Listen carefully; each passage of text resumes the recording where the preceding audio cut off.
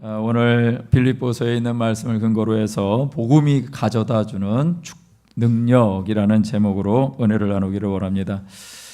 여러분 계속해서 지금 빌립보서의 말씀을 보고 있습니다. 알고 계시죠?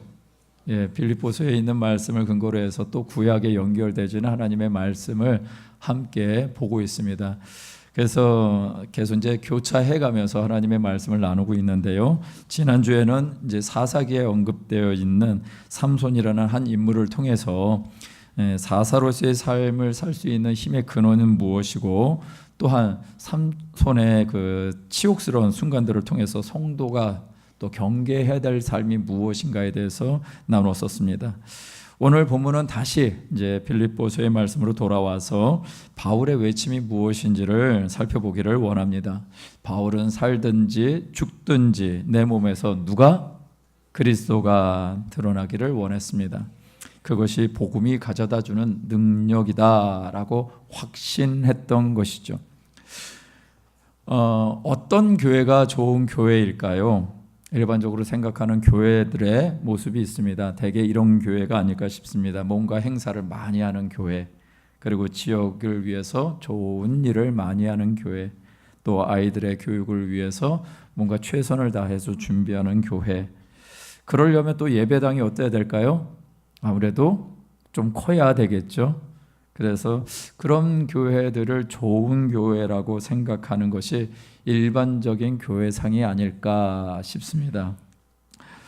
그렇다면 하나님이 정말 기뻐하시는 교회도 우리가 생각하는 일반적인 교회상과 같이 맞물려 있을까?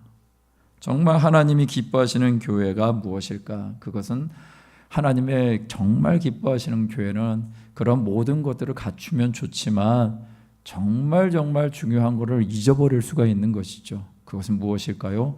예수 그리스도의 복음인 것입니다.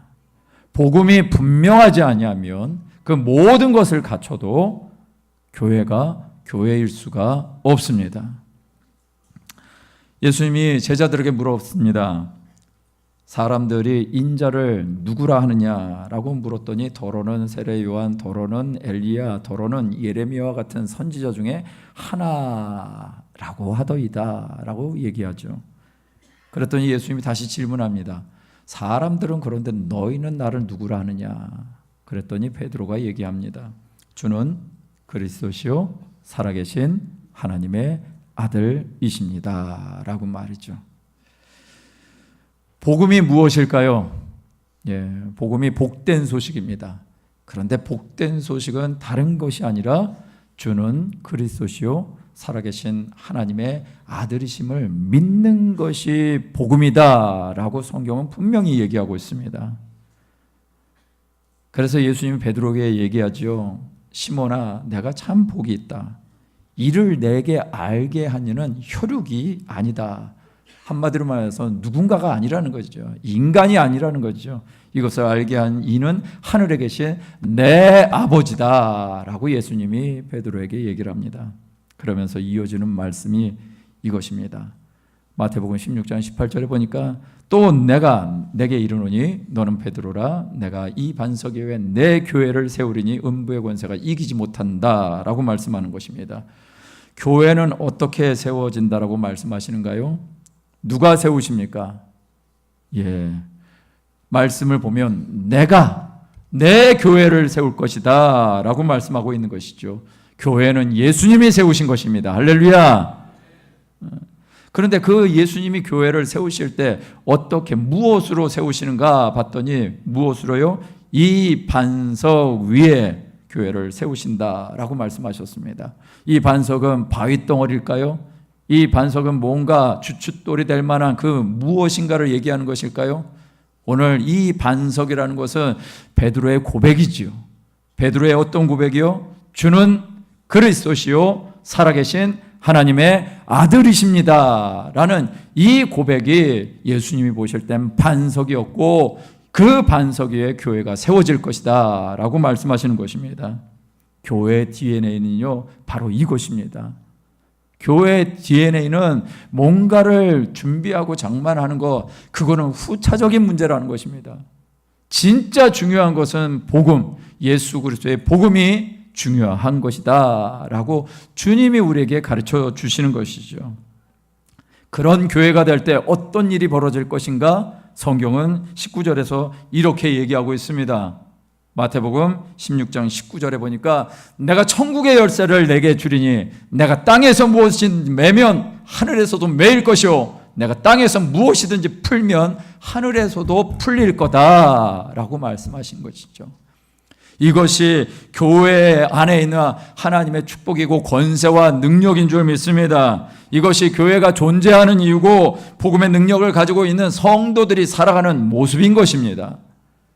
오늘 빌립보 2장 말씀 가운데에서도 예수님을 믿는 사람들이 어떻게 살아가야 하는지를 말씀하고 있습니다. 이 말씀을 상고하시면서 내가 믿는 복음을 점검하시는 저와 여러분 되시길 주님의 이름으로 축원드립니다.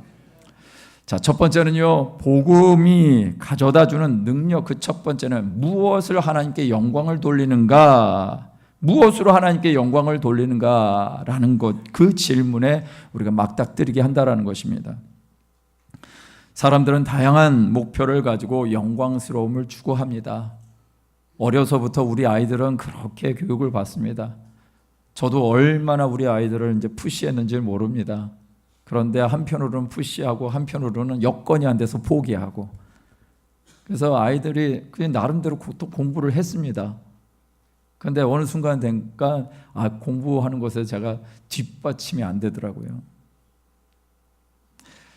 아이들이 조금이라도 뭔가 이렇게 잘하고 상을 받아오면 부모의 마음은 뿌듯합니다.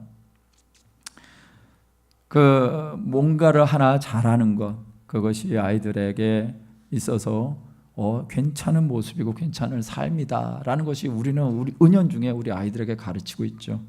또 아이들이 뭔가를 잘하면, 뭔가를 잘 장만하고 좋은 곳에 뭔가를 하고 있으면 그것이 영광스러운 순간이라고 생각하는 그 경험들이 누구에게나 있을 거라고 생각이 됩니다. 단적인 예를 들자면은 최근에 아시안 게임에서 축구가 메달을 뭘 딴지 아십니까? 우리 성도님들은 너무나 거룩하게 사셔서 축구 금메달을 땄습니다. 그래서 축구 금메달 따니까 은연중에 저도 막 금메달 따길 바라는 마음인데, 선수들이 금메달 따니까 얼마나 좋아하는지 몰라요. 왜 좋아하는가 봤더니 금메달 따니까 군대 안 가는 거야. 어쨌거나 대한민국이 참 기뻐하고 대한민국이 즐거워했던 순간들이 있습니다. 선수들 개개인에게는 영광이죠. 그런 영광에 우리는 굉장히 익숙해져 있습니다.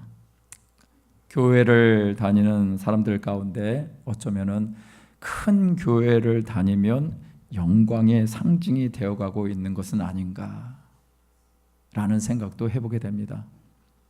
저 역시도 그런 때가 있었습니다. 저 역시도 과거에 어느 지역의 큰 교회도 다니고 또 어느 지역의 큰 교회도 청년 시절에 그렇게 다니다가 또 결혼 신혼 초 4년 때까지도 그렇게 큰 교회에 있었습니다. 그래서 그런지 나는 이런 큰 교회 다니니까 나 이 영광스러운 교회 다니니까 내가 내 삶이 하나님의 영광이다라고 이 은연중에 내 속에 깔려 있는 것들이 있더라고요. 그렇다면 성경도 그런 영광을 우리에게 인정하고 계실까? 그런 영광을 우리에게 요구하고 있을까라는 것입니다. 우리가 믿고 있는 성경이 말하는 영광은 무엇이냐라는 것입니다. 사도 바울은요, 빌립보 교회 성도들에게 말합니다. 빌립보서 2장 11절의 말씀, 맨 마지막 말씀이었는데요, 이렇게 얘기하죠. 함께 읽어볼까요? 시작. 모든 입으로 예수 그리스도를 주라 시인하여 하나님 아버지께 영광을 돌리게 하셨느니라. 할렐루야. 하나님의 말씀입니다. 근데 하나님의 말씀을 보니까 영광을 돌리라고 하는데, 잘 보시면 이 영광을 돌리는 자리에 무엇인가를 이루라는 말씀이 있는가요? 무엇인가를 이루라는 것이 아니라 무엇을 하라는 것은 있습니다. 무엇을 하는 것입니까? 동사 하나 있죠. 모든 입으로 예수 그리스도를 주라 시인하라라는 것이죠. 시인하라라는 것은 말하라는 것입니다. 예수를 주로 시인하라, 예수를 주로 말하라, 이것이 하나님 아버지께 영광을 돌리는 것이다 라고 말하고 있는 것입니다. 이 말이 의미하고 있는 것이 무엇이겠습니까? 예수는 우리의 삶의 누구다? 예, 주님이시다. 주님이시다라는 것입니다. 여러분, 예수님이 주님이시다라는 것은 역으로 말하면 우리는 뭐가 되는 건가요? 모르셔요? 갑자기. 예수님이 주님이시면 우리는 뭘까요? 종이지요, 종. 이 단에 있는 주의 목회자만 종이 아니라 예수를 믿으면 우리의 삶이 무엇이 된다? 종이 된다라고 성경이 얘기를 하고 있는 것입니다. 예수를 주인으로 모신 자들이 하나님께 영광이다라고 성경이 얘기하고 있는데 우리 인간편에서 볼 때는 어떤가요? 그게 마음에 와닿은가요? 내가 갑자기 잘 살고 있는 내가 갑자기 예수를 믿었더니 종이래. 그거를 마음에 즐거워할 사람이 있을까요? 그런데 하나님은 그런 삶을 영광으로 보신다라고 얘기를 하고 있는 것입니다. 우리 인간이 생각하고 있는 거랑 다르죠. 하나님이 보시는 영광은 우리가 생각하는 것과 다른 차원의 영광을 생각을 가지고 계시는구나. 제가 이 말씀을 준비하다가 중국의 한 갑부를 알게 됐습니다. 여러분들도 좀 아실 것입니다. 알리바바라는 중국의 아주 큰 회사가 있습니다. 거기에 회장이 마윈이라는 사람인데 그 사람이 어쨌든 뉴스를 보니까 최근에 자기가 이뤄놓은 회사를 내려놓고 교육계에 자기가 뭔가를 하겠다라고 은퇴를 했습니다. 근데 이 사람의 재산이 얼마나 되냐면요, 43조입니다. 이럴 줄 알았습니다. 아무 반응이 없을 줄 알았습니다.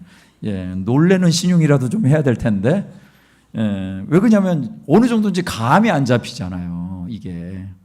그래서 제가 이게 어느 정도인가 봤더니 내년도 울산시의 예산이 이제 올라온 걸 제가 자료를 보게 됐는데 1조 9,800억이랍니다.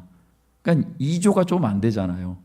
울산시 1년 예산이 2조 정도 안 되는데 지금 이 사람의 재산은 울산시를 22년을 먹이고 살리는 재산인 거예요. 울산에 있는 모든 사람들을.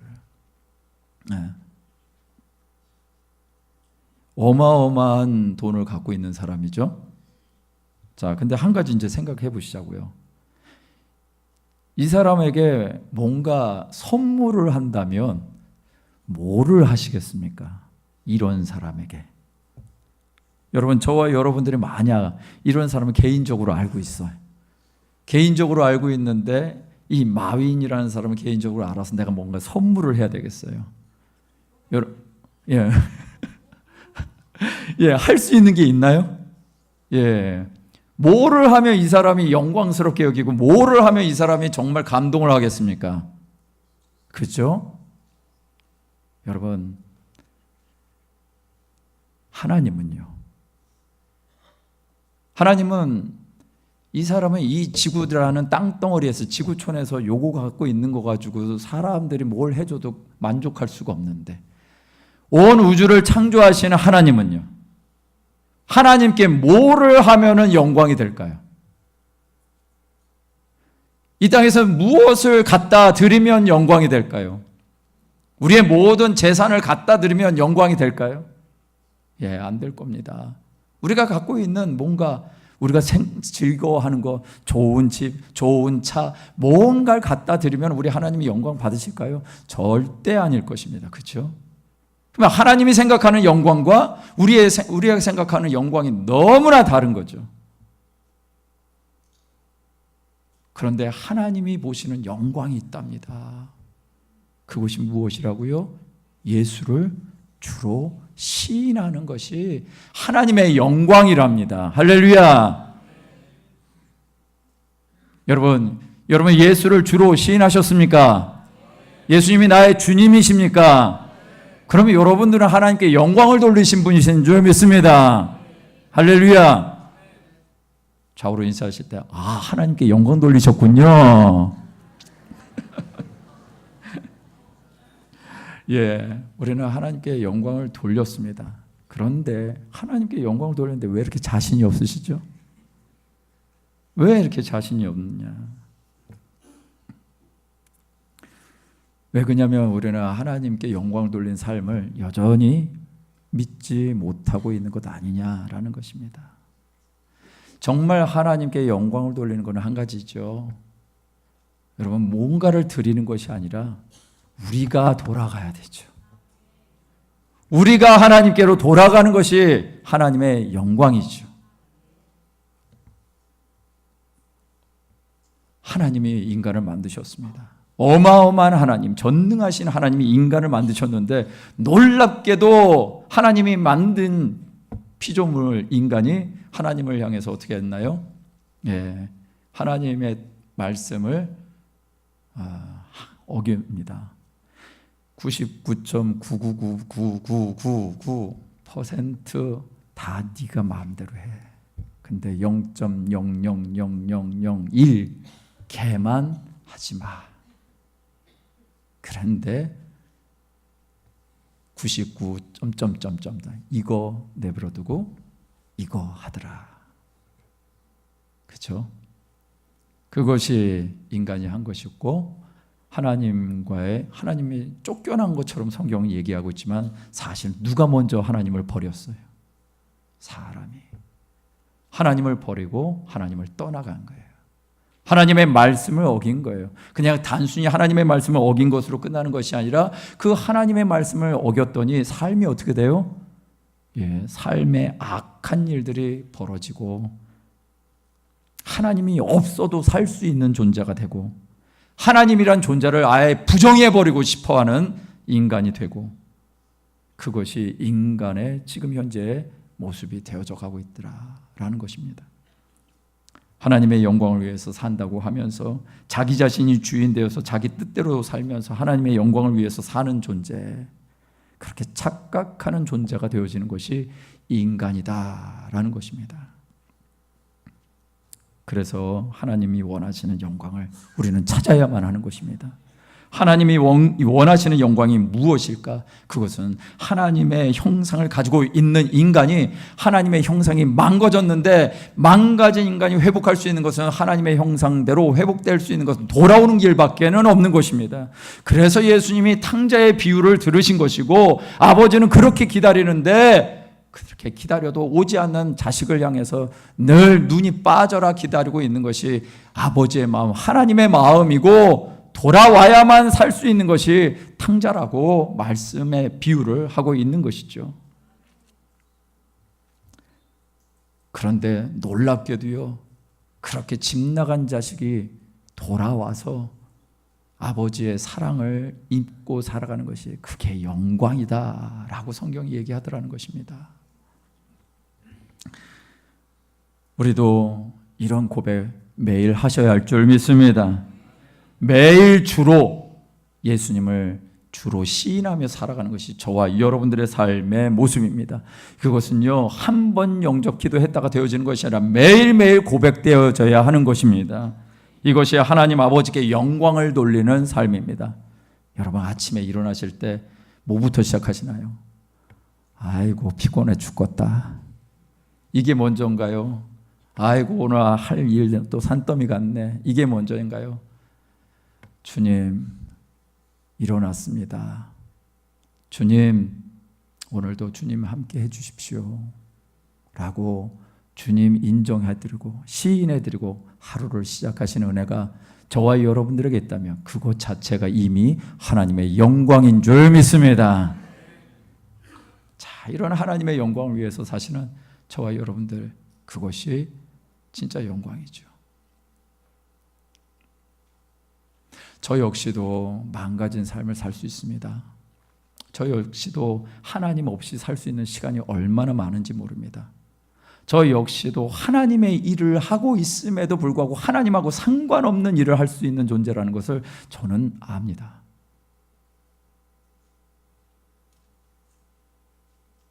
저도 사역 많이 했거든요. 20년 전에 어떤 일을 했는지 제가 영상을 봤어요. 그래서 영상을 보니까 이런 일들을 했어. 그런데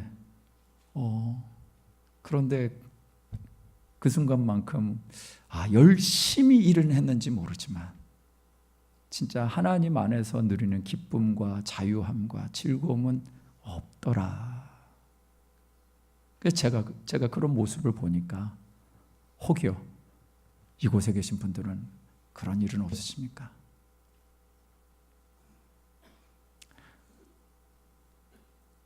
하나님께 영광 돌리는 거, 우리가 거창한 일들 하는 거 중요합니다. 해야 됩니다. 있어야만 합니다. 그런데 가장 사소한 거, 요즘에 그런 단어가 유행이라며요. 소확행이라고 들어보셨습니까? 예, 소소한 때 확실한 행복? 뭐 이런 단어래요. 예, 그래서 작은 일들에 행복을 느끼자. 하도 뭐 힘들게 사니까 사람들이 그런 말을 만들었나 봐요. 그런데 우리 성도님들이야말로 진짜 소확행이 무엇입니까? 아침에 일어나면 주님을 인정해 드리는 것. 아침에 일어나자마자 눈 뜨자마자 주님 하고 불러드리는 것. 그것이 저와 여러분들에게 진정한 행복이요 하나님의 영광이 되어질 줄 믿습니다. 그런 삶을 사시는 우리 모든 성도님들 되시길 주님의 이름으로 축원드립니다. 두 번째는요, 두렵고 떨림으로 구원을 이루라라는 것입니다. 복음을 가져다 주는 능력은 두렵고 떨림으로 구원을 이루게 하신다라는 것입니다.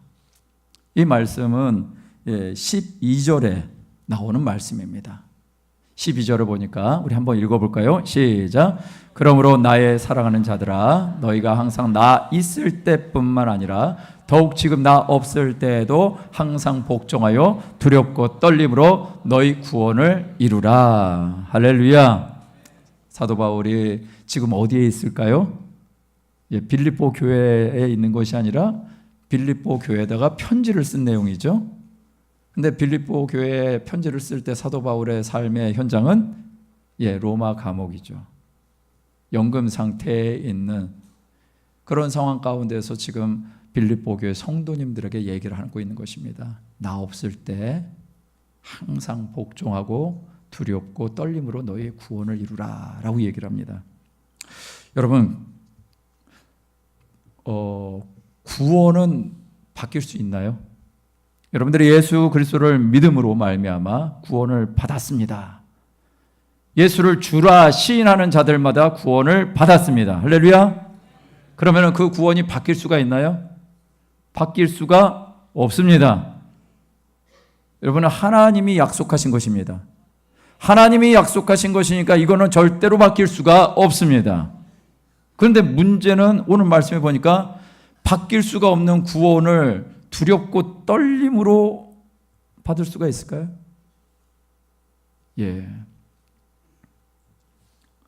뭔가 이상하잖아요. 왜 그럴까? 한번 좀 생각을 해보시자고요. 자, 바울이 구원이 어떻게 될 수 있는가에 대해서 한번 고민해 본 적이 있었습니다. 그 말씀이 로마서 7장 23절에서 24절 말씀입니다. 이 말씀을 한번 같이 읽어볼까요? 시작. 내 지체 속에서 한 다른 법이 내 마음의 법과 싸워 내 지체 속에 있는 죄의 법으로 나를 사로잡는 것을 보는도다. 오호라, 나는 곤고한 사람이로다. 이 사망의 몸에서 누가 나를 건져내랴. 사도 바울입니다. 제가 지금 무슨 얘기인지 아시겠죠? 사도 바울인데 저런 고민을 하고 있습니다. 성도로서의 최고의 삶을 산 사람입니다. 뭐 이것저것 수식어를 제가 말씀 안 드려도 사도행전 말씀을 함께 봐왔으니까 사도 바울의 삶이 어떤지 여러분들은 아실 것입니다. 그런데 사도 바울 안에 악착같이 붙어서 떨어지지 아니하는 문제가 하나 있었다라고 얘기를 합니다. 그게 무엇인가요? 죄의 문제, 죄의 문제, 사망의 문제. 죄는 곧 사망이라는 사실을 우리 모두는 아시죠. 그런데 그 사망의 문제가 우리 안에 있다. 사도 바울 안에 있다라고 얘기를 하면서 오호라 슬프도다. 나는 공고하다. 공고한 사람이다.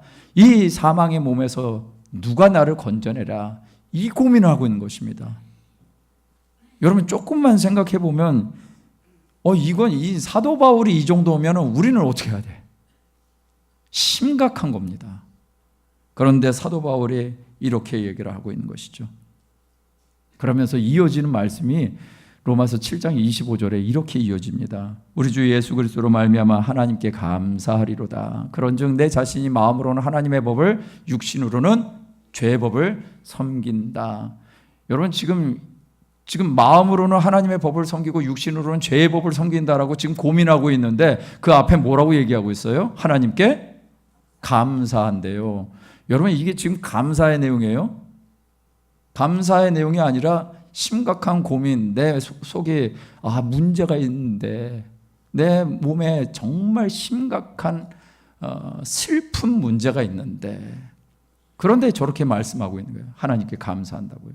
왜 감사하는가? 자기 자신을 발견한 것입니다.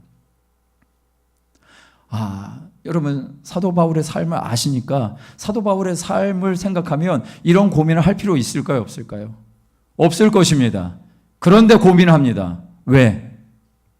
내 속에 있는 것이 들통난 겁니다. 내 속에 있는 것이 무엇인지를 들통난 것입니다.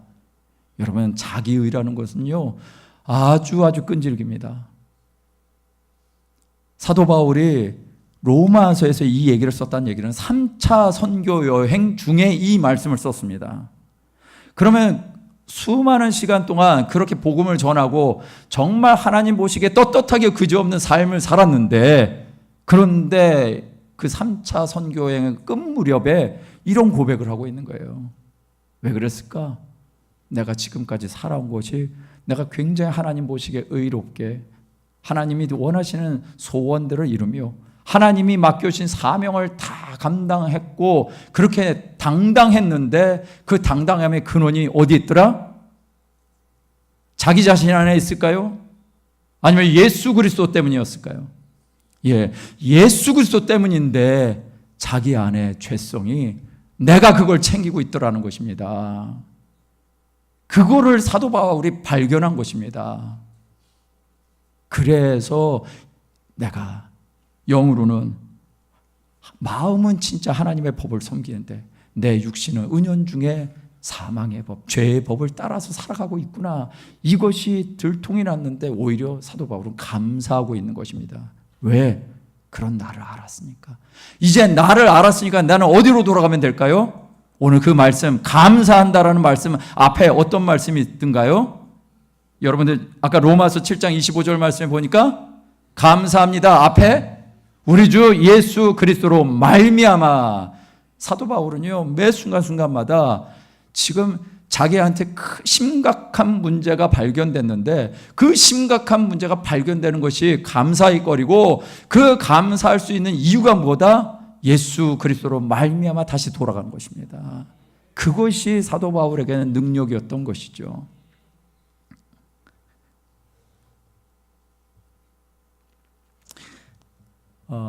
우리가 사는 시대를 조금만 돌아보기를 원합니다.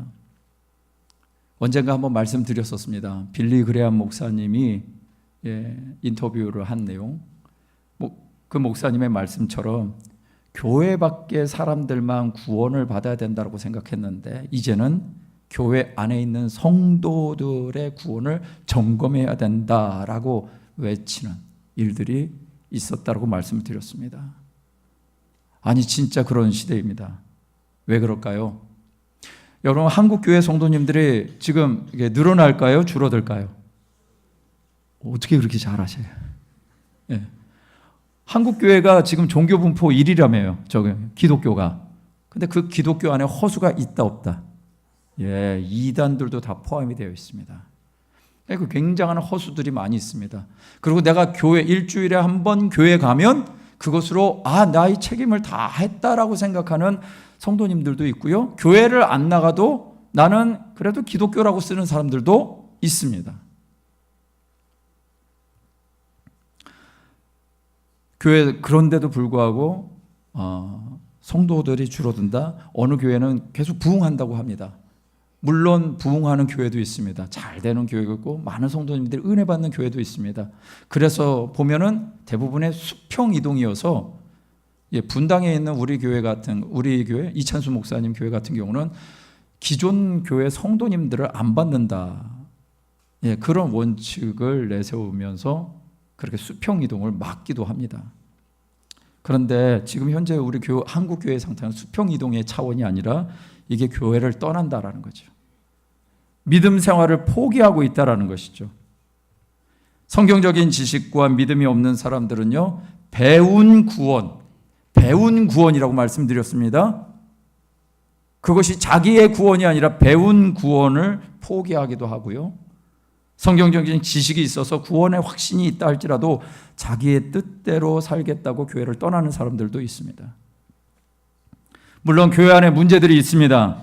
목회자들 안에 문제들이 있고 또 성도들 안에 문제가 있습니다. 그러나 교회 자체가 문제가 있을까요? 여러분, 교회 자체는 문제가 없습니다. 왜요? 교회는 아까 말씀드린 것처럼 누가 세웠다? 예수님이 세우셨습니다. 내가 이 반석 위에 내 교회를 세우리니 라고 말씀하셨습니다. 이것이 분명한 교회는 주님이 이끌어 가시는 줄 믿습니다. 그렇다면 우리는요? 저와 여러분들을 고린도전서에서 뭐라고 얘기하죠?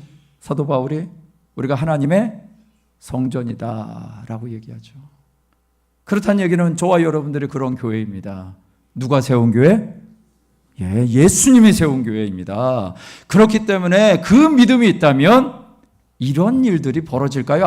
안 벌어질까요? 벌어질 수가 없습니다. 이 문제들이 벌어지고 있는 이유는 한 가지입니다. 하나님의 영광을 구하는 것이 무엇인지를 모르기 때문에. 하나님의 영광을 구하지 않고 누구의 영광을 구해? 내 영광을 구하기 때문에 그렇습니다.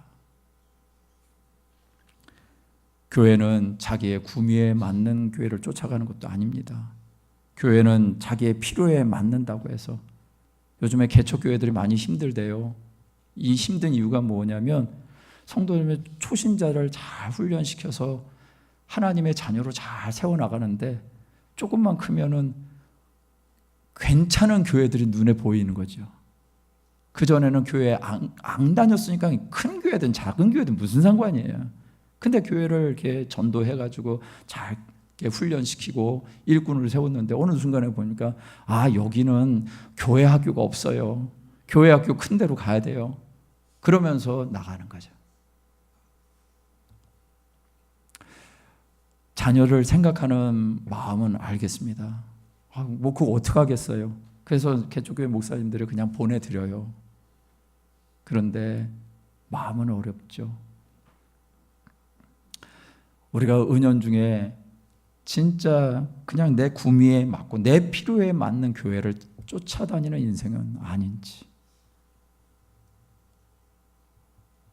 하나님의 주권을 배워야 되고 하나님 앞에서 순종을 배워가야 되는 하나님의 백성들이 교회 안에서 하나님 앞에 순종하는 것을 배울 기회가 없이 내 뜻대로 살아가는데 어떻게 교회가 교회다워질 수가 있고 하나님이 찾으시는 교회가 될까요?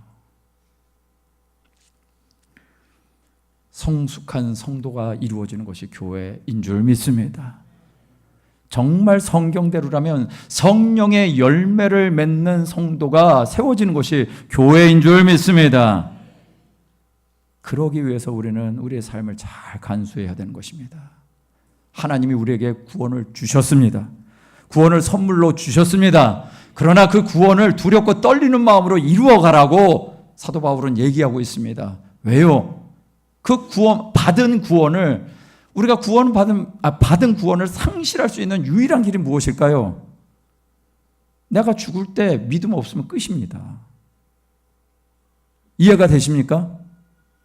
내가 죽을 때 난 모르겠어. 그러면은 내가 지금까지 믿었던 삶이 뭘까요? 그게 주님이 내 안에 계신다라는 것을 마지막에 가서 부정하는 꼴이 되는 것이죠.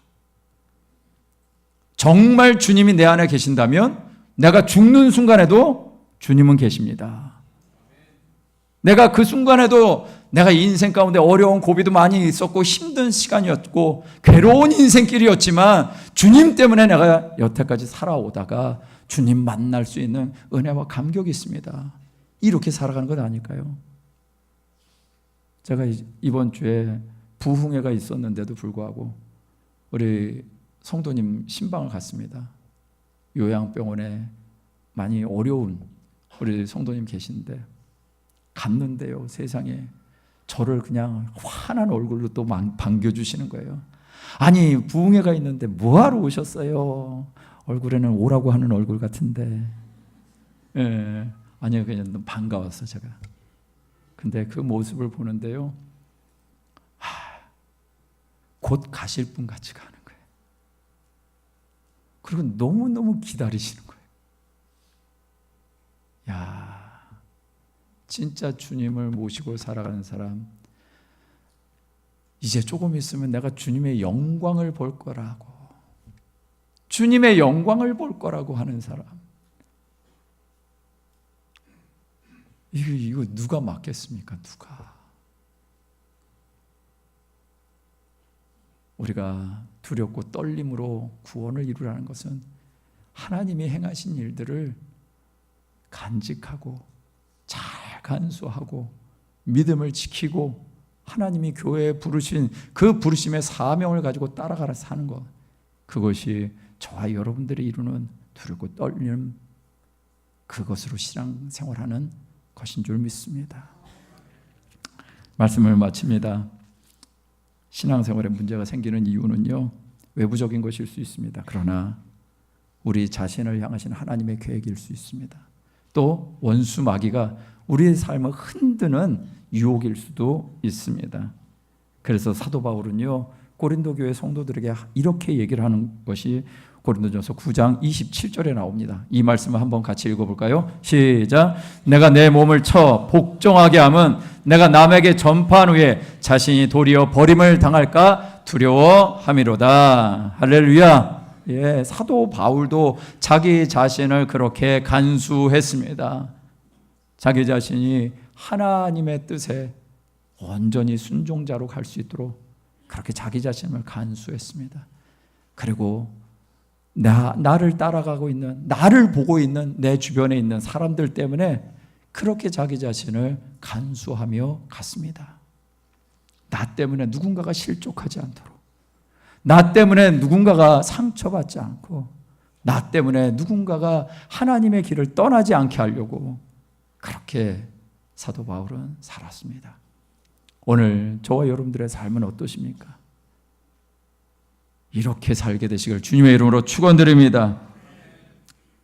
우리가 구원의 감격을 갖고 있는 사람이라면 자신의 구원을 매일매일 관심 있어야 하지 않을까요? 내가 받은 구원을 매일매일 관심을 가져야 될 것입니다. 만약 그렇지 않다, 대충대충 그렇다라고 생각한다면 우리는 우리의 구원을 방치하게 될 것입니다. 하나님이 그렇게 우리에게 주신 그 영광선, 예수님을 십자가에 못 박히게 하셔서 주신 그 구원의 영광을 우리가 매일매일 관심 가져야 할 줄 믿습니다. 나의 구원에 관심 가진 것은 이것이 당연하다라고 생각하는 것은 내게만 머물러 있을까요? 그렇죠. 구원의 감격을 갖고 있는 사람, 나의 구원에 관심 있는 사람은 누군가의 구원에도 관심이 있게 되어 있습니다. 에베소서 5장 8절 말씀 제가 여러분들에게 읽어드립니다. 너희가 전에는 어둠이더니 이제는 주 안에서 빛이라. 빛의 자녀들처럼 행하라. 할렐루야. 복음이 가져다 주는 능력으로 말미암아 빛의 자녀들처럼 사시는 우리 순복음교회와 모든 성도님들 되시기를 주님의 이름으로 축원드립니다. 이 시간 우리 한번 찬양 드리면서 기도할까요? 정말 주님의 영광 보기를 원합니다. 우리가 생각하고 있는 영광이 아니라 주님이 정말 바라보시고 있는 영광 가운데 우리의 눈을 들고 바라볼 수 있게 하시고 우리의 삶을 그렇게 바라보게 하시고 매일매일의 삶에 주님을 인정하여 하나님께 영광이 되게 하는 그런 삶이 될 수 있도록 나를 이끌어 달라고 우리 찬양으로 기도드리기를 원합니다. 내 눈 주의 영광을 보내 우리 가운데 계신 주님 그 빛난 영광 온 하늘 덮고 그 찬송 온 땅 가득해 내 눈 주의 영광을 보내 찬송 가운데 서신 주님의 얼굴은 온 세상 향하네 권능의 팔을 드셨네 주의 영광 이곳에 가득해 우린 선에 주님과 함께 찬양하며 우리는 전진하리 모든 열방 자, 이 시간 우리 주님의 영광을 사모하시면서 그 자리에 한번 일어나시면 어떨까요? 우리 한번 주님이 이곳에 계십니다. 주님의 영광이 우리 교회 가운데 있고 주님의 영광이 우리 개개인의 삶에 나의 삶에 온전히 나타나기를 원합니다. 그런 마음을 가지고 다시 한번 우리 두 손을 높이 들고 내 눈 주의 영광을 보내 찬양합니다. 내 눈 주의 영광을 보내 우리 가운데 계신 주님 그 빛난 영광 온 하늘도 그 찬송 온 땅 가득해 내 눈 주의 영광을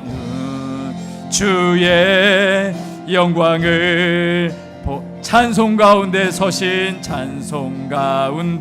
서신 주님의 얼굴은 온 세상 향하네 주님의 얼굴은 온 세상 권능의 팔을 드셨네 주의 영광 이곳에 가득해 우린 선에 주님과 함께 찬양하며 우리는 전진하리 모든 열방 우리 한 키 올려서 내는 주의 영광을 보낸 주의 영광 이곳에 가득해 우린 선에 주님과 함께 찬양하며 우리는 전진하리 모든 열방 주 우리 한번 마지막으로 하나님의 영광을 사모하며 영광 이곳에 가득해 우린 선에 주님과 함께 찬양하며 우리는 전진하리 모든 열방 주 볼 때 이 시간 기도합니다. 하나님의 영광이 우리 안에 있습니다. 예수 그리스도로 말미암는 하나님의 영광이 우리의 삶을 통해서 온전히 드러나게 하시고 하나님의 목적을 향하여 영광 있게 달려가는 영광스러움으로 나아가는 우리의 삶과 우리의 가정과 우리의 삶의 일터가 될 수 있도록 사용해 달라고 주여 한번 부르시는 통성으로 기도하며 나갑니다. 주여 하나님이 보시는 영광이 우리 안에 있습니다. 하나님이 보시는 영광 바로 예수 그리스도이십니다. 예수 그리스도를 모시고 살아가는 우리들에게 하나님이 찾으시는 영광이 있습니다. 아버지 하나님, 하나님을 떠났던 인생이 하나님께 돌아왔습니다. 하나님께 돌아왔습니다. 아버지 하나님이여, 하나님의 영광 가운데 우리의 삶의 기준과 목표가 분명히 세워지게 역사해 주시옵소서. 주님, 매일매일의 삶에 주님을 인정하여 모셔드리고 매일매일 주님 나와 함께 해주시고 매일매일 주님 나와 더불어 동행해 주시고 매일매일 주님 주의 목적을 위해서 살게 도와주십시오. 아버지 하나님이여, 우리가 도대체 무엇을 위해서 살아갑니까? 아버지 하나님이여, 잠깐 있다가 없어질 영광 구하는 것이 아니라 영원한 영광을 구하며 살아가는 우리 모두가 되게 도와주시옵시고, 그래서 너희는 이 마음을, 예수 그리스도의 마음을 본받으라고 하는 우리 주의 음성을 듣기를 간절히 원합니다. 하나님, 아버지 하나님이여 행하시옵소서. 아버지 하나님이여, 너희 안에 이 마음을 품으라. 곧 그리스도 예수의 마음이니 이 마음 안에 우리가 살게 하여 주시고, 이것이 우리의 삶에 하나님의 영광이 되게 하여 주시고, 이 영광스러움이 있기에 우리가 무엇을 하든 간에 그 자리마다 하나님의 영광이 되어지는 줄 믿습니다. 아버지 하나님이여, 이 삶으로 우리를 인도해 주시옵소서.